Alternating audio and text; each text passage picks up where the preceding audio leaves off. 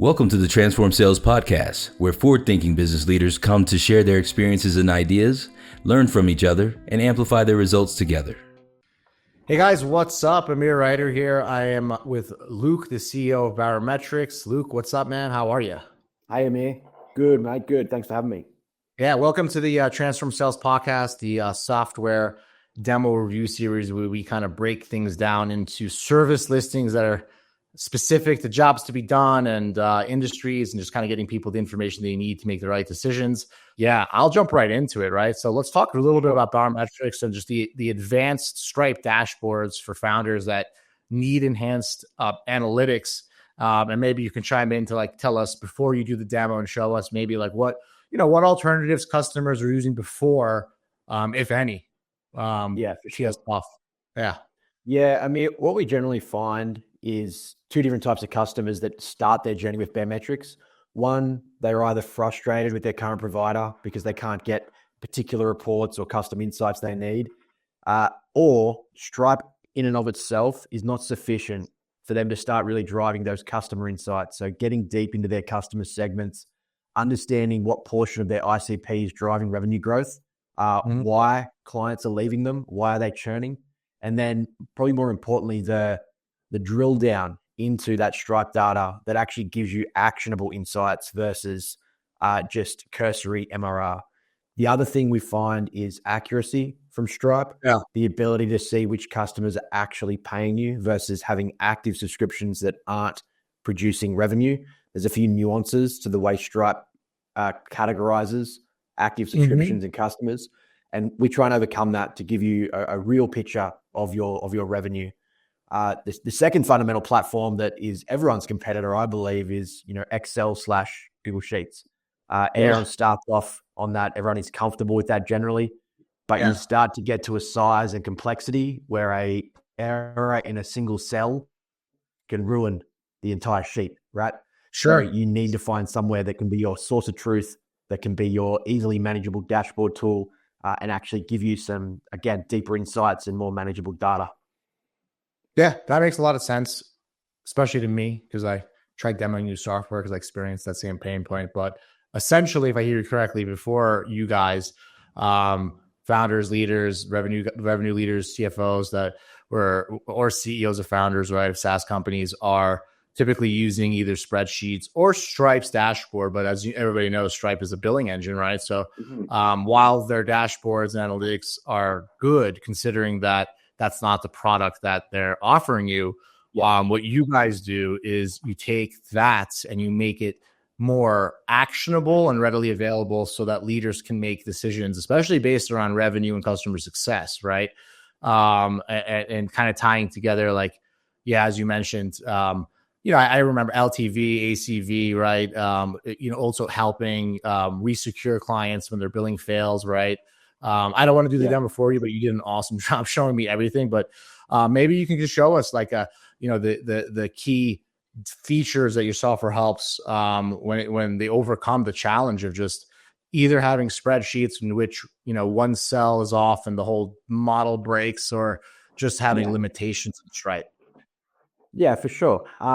So I guess from a fundamental perspective as well, Stripe, you're right, dwells in that billing space. They look to be continually expanding their strength in around that space. They give consideration to some revenue dashboards, but what you really need the ability to do is manipulate those dashboards that give you relevant and actionable insights. So I always say to a lot of customers that come through, Stripe is your question and Baremetrics is the so what, right? It's like, I've got all this data. I've got this revenue data coming in. I can see something. So what? Baremetrics allows you to find that so what, right? This cohort is under retention. This cohort is... Who are our best clients? So, exactly, who is staying the longest? Who's growing the most, right? Which is why I contacted you, right? I think that was some information that I was getting ready to get my eyes on. So yeah, exactly. Yeah. And did you want me to just jump straight into present and jump into the that would be great. That would be great. Yeah. And I guess for all your viewers as well, this is all available publicly. Our demo domain is open for anyone who wants to jump in and do it. So Let me. That's how I saw you guys, but I wasn't there. It was somewhere. It was on one of your plants, exactly. but yeah. Okay, there we go. So you should be able to see the demo environment now. I sure can. There we go. So what you're seeing here is the heads-up display, the control center, the beating heart of Baremetrics. I've just got this set to a particular customer segment to give you an example of what it can do. But the control center here, completely customizable, gives you all of your heads-up data on your core revenue metrics. What I've got this set to here is just a regional dashboard. So we've been able to segment out those American customers, those Canadian customers, UK, wherever you have your customer base distributed from. You can use, again, the data in Stripe to split them out and find relevant insights as to how that's going to affect your overall business. The dashboards here you can see in the demo environment give you the ability to switch between certain segments that are already built in the back end. And what this does is it builds those custom dashboards out for you to see them in real time and update over here on the right-hand side, the breakdown and the live stream. These actually update before Stripe even does. So when Stripe conducts a payment event, it takes time to actually sync into the customer files and render, whereas we actually receive the event as it occurs and then update your live stream over here. You're able to adjust that timeline out to wherever you want to, whether it's this year, whether it's all time from the very first Stripe transaction you may have had. You can change whatever you like over here. The control center in and of itself is your heads-up MRR display. These are all your core metrics that any SaaS user and other subscription sort of tools should be looking at. This just represents the heads up. What we really want to drive is those insights. And so we're going to head over to our deep metrics tab over here. This gives you that list of all available metrics that you can start to dig into and the subsequent breakdowns you see over here. Now, if you remember me, I mentioned the control center, we had those regional dashboards or the regional segments. That's the segmentation over here. So in this segmentation, again, we've broken down our customer base into relevant and actionable segments that actually mean something as opposed to my overall MRR. And so what you see in here is the ability to then add those segments to any of these custom metrics and build out actionable insights. The way we do that is via our customers tab over here. So the customers tab is bringing in all that Stripe data. We're bringing in any other attribution data, any other attributes of your customers that you want, right, to enrich these individual customer files. And inside here, we can now see the timeline of those customers. We can see all of these attributes. So tying all this together. And you mentioned you guys use Purebit to enrich it, right? And I think, you know, for Correct. For my conversation, I'm having memories now of your amazing demo that you gave me. And to me, to tie this into revenue leaders, right? By being able to actually enrich the clients, you also get to kind of check and make sure that your buyer personas that you perceive are your best clients are in fact your best clients, right? So a lot of times companies are building playbooks on their buyer personas, right? But this allows leaders and CROs to also now check, hey, was our expectation that these people would find our software the best, more valuable? Well, it actually looks, now that we see the data, it might be that we might want to put more attention to this buyer persona, because what we thought is actually they're not growing and they're canceling. In this section right here, we should give more attention. So in a way, is it safe to say that some of these insights can help with marketing alignment to just really find out who their best customers are versus who we think they are? Is that how you can use it, or it validates the ICP in many ways, right? Because if you're conducting an outbound campaign and you've already cultivated this ICP that you believe represents the most value, and they come in here and you start to see, once you create these segments, that actually the company size that we were going after, that revenue band of companies, that SMB versus enterprise effort that we made isn't actually playing out. But I think the most important thing here to remember as well is we spoke about this LTV and retention over time.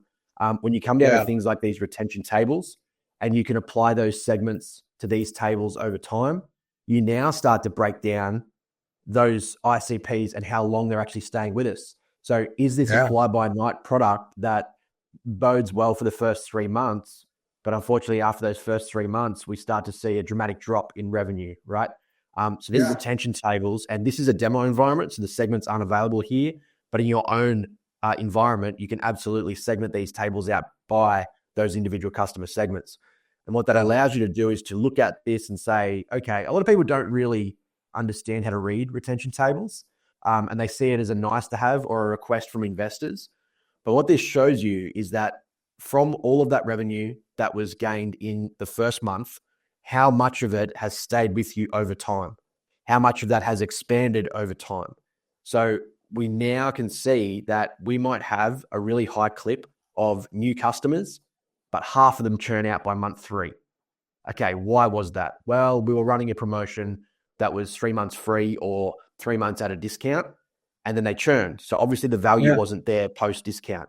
It may well be that your value metric or your usage metric isn't well aligned because they did all they needed to do in the first 3 months and they moved off. You might see that with some AI tools that are working on tokens, right? Or a certain amount of usage. That drives 2 things. One, it tells you why they're churning or asks you to dig into why they're churning. And the second part of that is, well, maybe my pricing model isn't efficient to extend the LTV of that particular cohort. Do I need to switch from monthly to annual? How do I incentivize longer subscriptions with a better value metric, right? So this is where I really think segments shine, is in something like a retention table. I agree with you. In fact, it's kind of interesting because I'm almost seeing a use case for Baremetrics for what I ultimately want to do with our marketplace is I want to be able to match buyers based on LTV, knowing that like this client came in, bought Baremetrics and lasted for 10 years, so I could recommend, right? And it's to me, I'm getting these ideas where this is the information that I want to build so that I can tell people what technologies, agencies, or people are the right for their job gap. And so it's interesting because I could see us using Baremetrics for our own financial numbers, but also for actually taking the data of who's buying what, who's lasting a long time, right? And giving that information to the recommendation engine that we're building so people can buy the right products, right? So there's like a use case in the use case in the use case, right? So my head's always, and this is the thing, I mean, you asked me at the start to sort of define, give that tagline for what Baremetrics is. And we talk about Stripe as our core ICP, but these emerging ICPs that come out are those that want to either share their metrics with others. You mentioned open startups and B2B. I can show that briefly as well. We've also seen investors and VCs and PEs come to us and say, hey, I want to monitor the health of multiple companies because we have this core set of metrics that everyone should be following. How do we do that? So we've been working with those sort of agencies as well to give sort of greater visibility into consistent, repeatable, and trusted metrics, right? That's what it really comes down to, being able to have the same understanding across all parties. And just one thing I know we spoke about briefly on our previous call too, Amir, but one thing I love about Baremetrics compared to, I say, a Stripe, this annotate function here. So more often than not, when you're presenting your data, you're going to present it to a team, a hierarchy, an external third party, investors. And the questions are going to be asked on trends over time. So we're going to look at this and say, well, what was this giant jump here? Like what happened here, right? And if you can't answer that question, then it sort of leaves you hanging in that conversation, and it doesn't really give those third parties much trust or that you've got a handle on what's going on in your business. Here we can actually annotate. So at this point in time, I may well have left a note here that said increased marketing budget by 5K or started new backlinking campaign. Whatever that might be, I'm going to annotate that. And went to 5 dinners, right? Yeah. Right. We attended the SaaS conference, whatever it is. Yeah. But you notate this on the graph and you get this in a habit of updating the graphs as it occurs. And what we then see is those annotations then hang over all of these individual metrics. So how did that particular annotation or point in time affect our LTV, right? Did it have an impact? Did it increase our ASP at the same time as our MRR jumped? You can now see that annotation over all those graphs and understand the outcome of your actions, not just doing something for the sake of it. You're doing it, you're monitoring it over time. Yeah, which makes a lot of sense because like you said before, then it's obviously visible for you and the team, visible for investors, and you don't really get caught up because you know how to answer. This bump was because we had a free promotion for 3 months, and they all 75% of them stuck with it, and we got a huge jump. Makes sense. Yeah. Exactly. Yeah. So being able to answer those questions when you see that volatility, whether it's over weeks, whether it's on particular days, or whether it's over months, you can actually see that and how it levels out over time. And I guess the most important thing I often advise to founders when they're looking at graphs like this, it's very easy to get drilled in on one data point. But when you're looking at graphs like this, where you can see trends over time, that's probably the most important thing, right? Nothing happens overnight. So the ability to pull a growth lever, whether you're focusing on new, churn, contraction, etc., and then see how it actually manifests over time is important. I think you and I both know that SEO, as an example, any improvement you try and make to SEO health has a long tail effect. It's never overnight. It's never immediate. And more often than not, we are at the mercy of a Google algorithm update any given time. Yeah. But depending on how quickly those changes are processed and indexed, then you start to see long tail effects. So it's important to view anything as a trend over time, as opposed to one point in time in particular. So another big difference for us and Stripe is being able to elongate that data view, see trends over time, and then action those trends. I want to bring up, you see what's different than us to Stripe, right? Like I don't see you guys as being different. I see you guys as being the Ferrari, the dashboard that feeds from Stripe, right? And maybe that's the wrong perspective to see it. Stripe was always meant to be the billing engine. You're not a billing engine. You're a financial information engine, right? So it's a best of breed product sitting on a best of breed product. That's my view, right? Absolutely. There's no way. There's no world in which we replace Stripe. We fundamentally need Stripe. We are the ultimate complement to your Stripe data. Yeah. Sure, I was anybody listening to this. I actually asked Luke for a demo just because for my own needs. And his demo is so good that I remember the whole thing. I could even do. I almost wanted to do the demo for the collection part where somebody cancels. You automatically could send emails right through the system that get people to reset up their credit card, which is to me is part of customer success and retention, right? Yeah. And then also you're able to do surveys and collect information on why they canceled, right, on a fly, right? So it's more than just reporting. It also has the ability to kind of actually give you insights to understand not only why did you have revenue spikes and revenue declines, but also what you can do from a product perspective to kind of avoid those. And also at the same time, get people to pay credit card in case their credit card just expired, right? So this component here of the platform, fundamentally different from Stripe, fundamentally different to most of the near peer competitors in our space. Recover is probably the most undersung element of our offering, and it is only relevant for those that are capturing emails on the front end. So it only works with certain few platforms, but where you have emails, where you have delinquencies, failed credit card payments, and overdue amounts, this is the most powerful tool you're ever going to engage with. And you can see here what we actually offer is this recovery rate over time. How many delinquent payments have you been able to recover? This is revenue you otherwise wouldn't have. This is revenue that's going to go to delinquency. I just want to add, right? Like this module to your product, there's a whole industry for collections. Right? It's a $1 billion industry, right? Yeah. So why would you want to work with multiple vendors where, okay, get your collection, now you got to go to a vendor company. It's you want to collect money when the money comes in and when the transactions fail. And this, you even said right in the beginning that the signals you're getting are even faster than Stripe knows, right? Stripe takes time to update. If the transaction failed right away.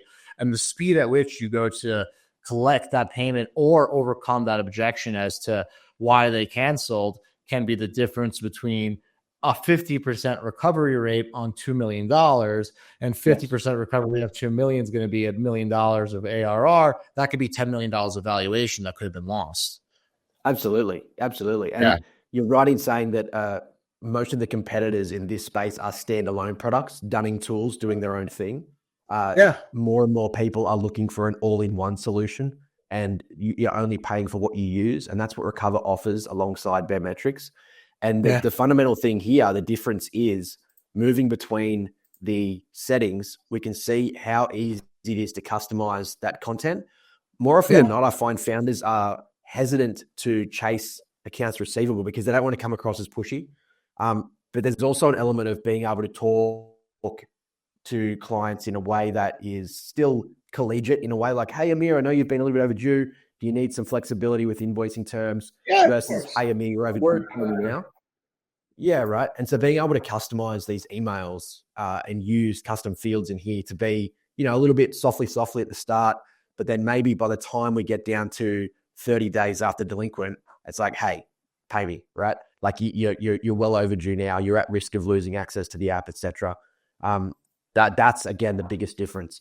Getting in front of annual renewals is a big one. They can often slide through the cracks if you're very much a high monthly subscription base, and getting in front of people before their credit cards expire. Actually looking at that credit card, going, hey, Amir, just so you know, your credit card's about to expire. Let's make sure we don't have a failed payment. Let's get in front of that and open up those conversations. So yeah, you're absolutely right. Having it rolled in, the fact that it has a money back guarantee as well, the recovered amount of revenue will cover your subscription.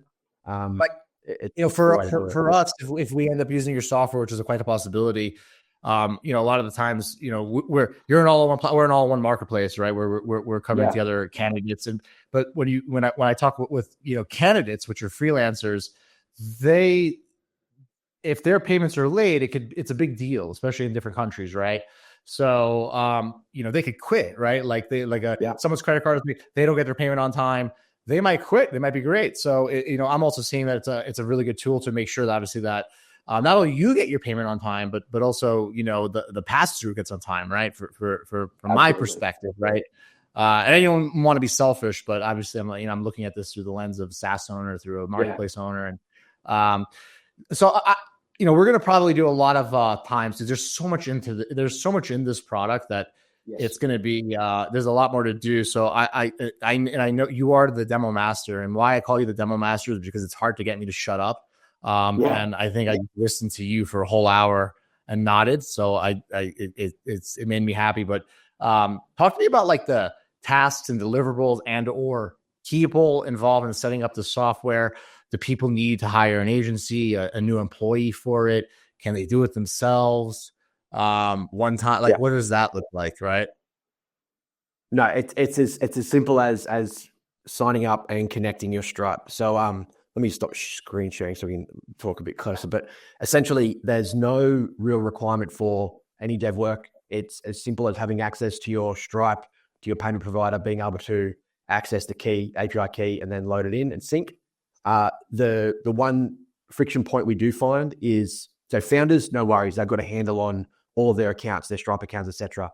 Sometimes you might get given the task to go assess the market for Revit's analytics tools, subscription analytics tools. You're going in there and you realize that maybe you don't have permissions to access the Stripe key, the Charge B, the Apple, whatever.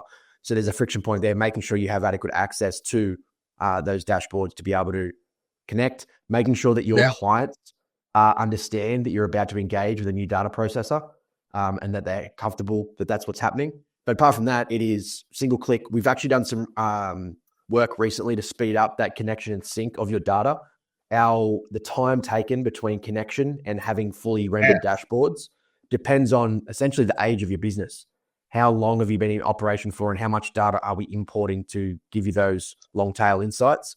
But it's from a couple of minutes to no longer than an hour or so for companies that started in 2016. So unlike Oracle, Zora, NetSuite, it's not going to cost you $400,000 and $500 an hour for consultants to never get it done. I've sold NetSuite for people who are like, I want to get off spreadsheets. They bought $500,000 worth of NetSuite. They stayed on spreadsheets. So they're not in our marketplace, by the way. So they wouldn't even care. So I can say that. So so it's basically a faster, cheaper, more efficient enterprise version of analytics. And I like it because I see teams getting smaller, right? Less complex, right? And a CRO should be able to almost act like a CFO in the sense where if the data is there, they should make real-time decisions without this slow. And like you said before, changes happen over time, right? And if you don't see the information that is changing over time fast enough, the change takes time too, right? So you're able to also make decisions faster, which makes you nimble, right? So talk to me a little bit about KPIs. Like, what would your ideal customer use to evaluate success with your software for the use case that we discussed? And obviously this could just be, faster, cheaper, more efficient, but let me know what they did in Mentor. Yeah, the constant struggle that any SaaS company has is proving value, right? Showing value to the client and letting them know that the money they're spending on that subscription is actually worth something. For me, the KPI of Baremetrics is probably how much you use it, because it's easy enough to have graphs and dashboards, but again, it's this so what? Like, what are you actually doing with that? And you mentioned Adam Robinson, RB2B. He often posts on LinkedIn around his churn rate that he's in. And so you can see his train of consciousness essentially say, we identified that after the immediate launch, we were seeing I think it's like 26% churn rate. That is not sustainable, because we know that that churn rate and our current cash burn will end up with a zero bank balance in X months, right? That's the kind of the links you make. And so at that point in time, you've been utilizing your churn dashboards against your new user acquisition, your active subscriptions, and some accounting data to show that your burn rate and cash balance is unsustainable. So again, it's I've got a churn dashboard. So what? Well, it indicates that my churn is tediously high and untenable. So what? Well, we need to do a sprint or a strategic goal based around reducing churn and increasing LTV. That's the line you start to draw. So they measure the success of your product by being able to see data quickly and make business decisions. Correct. Right? It's the live data as it occurs. Can we get these kind of tools to the federal government so that they can make better decisions with interest rates before lagging and, You'd like to think so, right? Well, this is where we talk about sort of like crystal balling. And I guess the way we're moving in the product at the moment, and this is one component I didn't necessarily get to jump into, but I'll touch on it briefly, in that the ability to combine current revenue data with future revenue data. This is where we talk about moving from Stripe into future.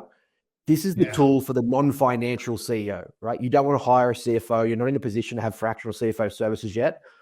All this does is brings in your operating model from your QuickBooks to your Xero and allows you to model out future scenarios, right? You change these variables in your operating model. You add a growth variable. You have a really generous growth variable at 3%, month-on-month growth, whatever it might be. But this dashboard that plays those you're able to budget your finances, sync it with Xero or QuickBooks, two of the most commonly used systems. I use QuickBooks. And then you're able to take that information and overlay it on the actual, so you could see where you are relative to now and the future without having to be a CFO. It's true, because I can do all this stuff and I'm not a CFO. So I know it's exactly true. And in the use case we mentioned of a really high churn rate and potentially a really high CAC that aligns with that, we now see how that impacts our burn rate over time, and we know that our bank balance can't sustain it, right? So we have to go and do something about that, right? So tying all of those tools together in real time is one thing. The interesting use case you mentioned about live actionable insights as they occur.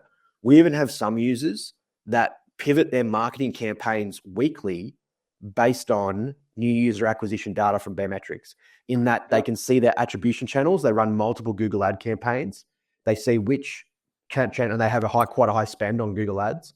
They see which Google ads are working at any given time, and they'll adjust their spend into those campaigns depending on active subscriptions and new user acquisition rate in Baremetrics. So you're talking about now moving back into the marketing space, being able to action that, as well as how much new revenue are those campaigns generating over time. Makes sense to me. I like your product. You know I do. Think about these things. I think about demoing people's software and how people can solve their business challenges. But I also experience some of these business challenges myself, right? Because I'm a small marketplace without CFO and I wear many hats. No, this has been awesome. We're going to do more listings, right? This is the you got a lot of products and you help different people, right? So there's always obviously the SaaS company that's a smaller company that can find the value of all these features, but then there's probably the bigger company spending $500,000 on a clunky system that's not even correct. That could probably not only they could probably save a few $100K a year in cost and time, right? So you have a lot of different kind of clients that you can get. You probably know this because you got the data on these types of clients. So who am I to tell you? You probably know it pretty well, but no, I appreciate you taking the time to demo Baremetrics. Anything else to say before I let you go? Getting back to helping more people. No, I guess just to really narrow down on that KPI you mentioned, like how did people record the value that Baremetrics gives them? Our core mission is to essentially help entrepreneurs achieve their purpose, right? And if their purpose is building something valuable, something useful, then that's great. But fundamentally, we ask the question, how can we help you grow, right? And that's the question you should be asking when you look at all these dashboards. How does this data help me grow? And the measure of success then is how well you action that data to grow, whether that's declining your churn, arresting your churn, or fundamentally growing your customer base and increasing MRR. They're the measures of success, and they're the ones that we always push. How can I help you grow? That's always the question that I want to ask, prospective founders, entrepreneurs, clients of ours for sure. Awesome. I appreciate it. I'm a fan. I like what you're doing. Thank you for joining this episode of the Transform Sales podcast. And anybody who wants to catch up with Luke and Baremetrics, you guys can visit his website. They're listed in our marketplace. You can also go directly to their website at baremetrics.com. And Luke, I appreciate you, dude. And I look forward to learning more about how you guys are helping leaders and revenue leaders and financial leaders, measure success and win. So thank you again for your time, man. Yeah. Amir, thank you so much for having me. Great to chat. And thank you.